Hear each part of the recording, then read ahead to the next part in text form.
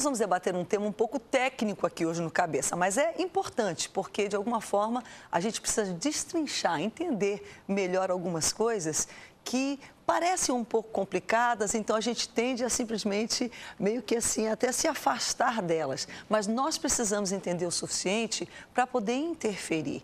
E interferir nós precisamos, porque coisas estão sendo decididas por nós que vão definir direcionamentos, por exemplo, especificamente hoje o tema é sobre educação, a educação dos nossos filhos, dos nossos netos. E isso é algo que nos afeta diretamente as nossas decisões, como as coisas vão ser feitas, até de uma forma dentro da nossa própria casa, porque a educação está ali de mão dada. É o Plano Nacional de Educação, PNE, é a sigla utilizada para denominar esse plano. Você já ouviu falar? Se já ouviu, de repente está um pouco em dúvida. Se não ouviu, fique ligado, porque é importante para você. Nós vamos então ao nosso informativo e voltamos com o debate.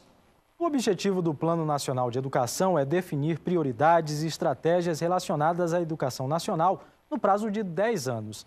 Das metas, destacam-se pontos cruciais e polêmicos, como a valorização dos professores e o inevitável debate sobre a revisão do piso salarial da categoria, a porcentagem simbólica do PIB direcionado à educação, a erradicação do analfabetismo, a garantia do atendimento em creches para 50% das crianças de até 3 anos e a ampliação da educação em tempo integral na rede pública de ensino.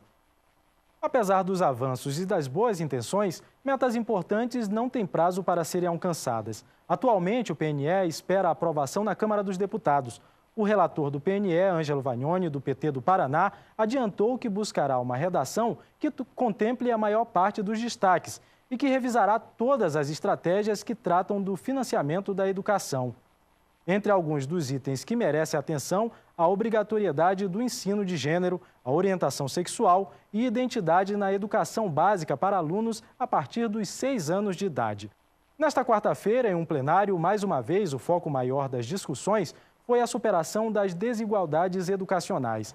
O texto definia que a superação dessas disparidades ocorreria com ênfase na promoção de igualdade racial, regional, de gênero e de orientação sexual. Por outro lado, vários integrantes da comissão defendem a manutenção do texto já aprovado no Senado. Um deles é o deputado pastor Marco Feliciano, do PSC de São Paulo. O parlamentar ressalta que todo tipo de discriminação deve ser banido. Bem, conosco hoje para debater nós temos um convidado. Normalmente a gente tem 2 ou 3, mas o trânsito do Rio hoje não tá cooperando não. Mas o tema é tão importante que mesmo assim a gente resolveu manter, porque é uma questão que está nesse momento em pauta e de alguma forma, quem sabe, a gente ainda possa interferir, participar ou precisa aprender como interagir, como participar do tema. E certamente hoje no programa você terá, além da informação sobre o tema, alguma orientação, informação que você precise, se você quer participar, interagir com deputados, com a Câmara Federal, com o Senado, enfim, para tentar fazer a sua voz também ser ouvida, a sua opinião valer. E nós temos que aprender a fazer isso como cidadãos. E a Boas Novas, Cabeça para Cima, vem aqui paulatinamente com diferentes temas, orientando, encorajando você e ensinando você a fazer isso. Conosco hoje para debater, Flávio Bolsonaro, que é deputado estadual pelo PP do estado aqui do Rio de Janeiro. Deputado, muito bem-vindo ao programa, que bom que o senhor conseguiu chegar aqui, é bom tê-lo aqui. Deixar bem claro que eu não tenho helicóptero não, sou um pouquinho mais cedo de casa, né, Rebeca? Mas é um prazer enorme estar aqui falando com vocês e espero que a gente possa ajudar o nosso telespectador a compreender um pouquinho melhor no que é esse Plano Nacional de Educação e que eles possam compreender que isso tudo, Rebeca, faz parte de um grande contexto, né, que essa questão da sexualidade também, né, é um ingrediente importante, né, porque cada vez mais a gente percebe que é um plano voltado, né, para a desconstrução da família, para a interferência exagerada, ideológica nas escolas, desde do ensino básico. Então, é um tema muito pertinente que as pessoas têm sim que atentar para conhecer um pouquinho melhor essa verdade. Com certeza. Sabe o que eu percebo, Flávio? E de alguma forma eu acho que é até proposital, uma coisa bem insidiosa, uma coisa muito bem arquitetada. Claro que um plano, até pela própria natureza da proposta, nesse sentido não houve forçação de barra, porque um plano é algo que contempla muitas situações e diferentes temas e subtemas. É um plano geral num país do tamanho do Brasil. E quando a gente fala sobre isso, a gente vê isso acontecendo não só no plano especificamente, que é o caso que vamos debater hoje, por exemplo, da educação. Em outras questões a gente vê a mesma coisa, mas são peças, digamos assim, que vão para o legislativo que contemplam questões complexas num país do tamanho do nosso e numa questão tão complexa, por exemplo, como a educação. Então, a gente vê que são muitas coisas, mas o que nos preocupa é que, junto com isso, se insere já de cara no texto principal questões que não são pertinentes para aquilo, que demonstram uma total forçação de barra, que são coisas que poderão até ser tratado mais na frente no seu devido lugar, como às vezes até já está contemplado no texto, mas não satisfeitos, há um contorno, um trabalho, uma forçação, no sentido de já ali de cara, naquela primeira instância, constar em detalhes que, digamos assim, dando a eles até uma relevância que eles não deviam ter. E cria, digamos assim, um tumulto, porque qualquer pessoa que tem um mínimo de informação e um pouco de coragem de botar a boca no trombone fala, epá, não é aqui. E o que causa confusão para a população brasileira? Porque o que está sendo debatido é completamente relevante e importante em termos, por exemplo, das necessidades que nós temos com a educação. Então, você pega um país como o nosso, que tem tantas carências, tantas crianças, a evasão, já você vai poder falar um pouquinho sobre isso. A evasão escolar é muito grande no ensino fundamental. A gente não está nem falando de chegar na faculdade. E graças a Deus por tudo que seja feito por faculdade, por cotas e tudo, mas o problema principal não está lá, está aqui na base. Então, está aqui uma mãe que às vezes quer matricular o filho dela na escola, está lutando e não consegue no bairro dela uma escola que ela consiga uma vaga para o filho. Quer dizer, é uma coisa que...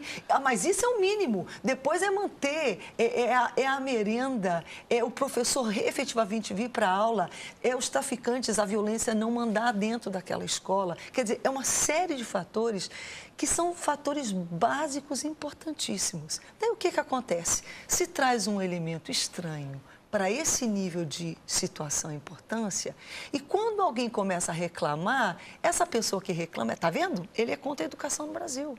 Está vendo? Ele não quer que as coisas melhorem para você. E não é disso que nós estamos falando. Então, já diferenciando dessa forma, eu queria eu não sei se você tem já alguma coisa a comentar, já nesse ponto de partida já tem, você pode porque, comentar. Assim, é o seguinte, Rebeca, a mentira e a dissimulação são características mesmo, quase inerentes, né, ao governo que está propondo esse Plano Nacional de Educação. Felizmente, há alguns bolsonaros e felicianos em Brasília que atentam para isso, né, e botam o dedo na ferida para desmascarar essa mentira. Então, é muito comum o PT propor um projeto como esse, com um nome bonito, ou com um revestimento de coisas boas, vendendo que está bem intencionado, né, com aquela aprovação daquela proposta, mas no fundo não é nada daquilo. O que está nas entrelinhas, ou o que a gente chama no mundo político, né, no nosso linguajar, de bacalhau, é aquele corpo estranho no meio do... Na mídia se chama jabá. Jabá, é. Então, esse tipo de bacalhau, a gente tem que estar atento sempre. Quando a gente fala, você está com razão, Rebeca, quando fala de Plano Nacional de Educação, tem tanta coisa básica, né, para ser feita antes de você chegar nesses detalhezinhos na maquiagem final, né, aqui no Rio de Janeiro, né, no ensino básico, que hoje em dia vai até a 9ª série, né, que mudou, na minha época ainda... Era até a 4ª. Você vê que eu estou ficando velho, né? Na minha época ia até a 8ª série, né? Agora o ensino básico vai até a 9ª série também. Não, querido, no teu tempo era até a 8ª, né? No meu tempo, ginásio? meu lindo, era primário, depois tinha o ginásio, e daí tinha o colegial, ou então o científico, ou então o normal, de acordo com o direcionamento que você desse, técnico, pedagógico, que era o normal, se você quiser ser professora, ou o científico, que seria aquele feijão com arroz, que seria para todas as outras áreas de então hoje tem o ensino básico e o ensino médio, que é o antigo segundo grau, né? Pronto. Então, até no ensino básico, a evasão escolar é de mais de 50%. Aqui no Rio, que é um estado... lá que está o X do problema. E aí, governos hipócritas, né, vêm com esses tipos de ideias mirabolantes, né, para dizer dizendo que estão promovendo a inclusão social, que estão dando chance para as pessoas buscarem, por exemplo, chegarem até o ensino superior e queriam o quê? As cotas em universidades, as cotas em concursos públicos. Aí, quando a gente pega esse Plano Nacional de Direitos Humanos, Olha como é que é a miscelânea que eles fazem. Eles botam tudo no mesmo pacote. Eles ignoram essa evasão escolar, eles não falam em um planejamento de realmente dar um salário para um professor compatível com a sua responsabilidade. Hoje em dia, ser professor é pura vocação, tem que querer, gosta, está ali, aquele comprometimento, não tem a valorização financeira, que é importante que seja feita.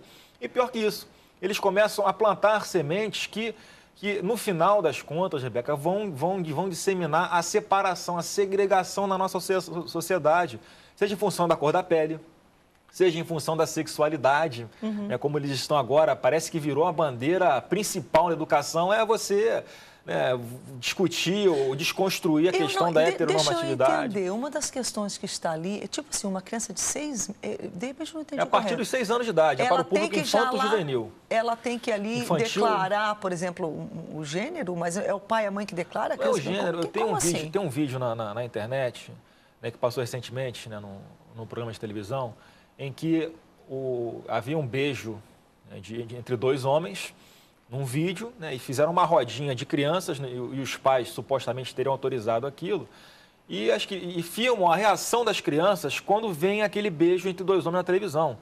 Então a reação é aquela de espanto, de olha, por quê? Como assim? Dois homens se beijando, 2 mulheres se beijando?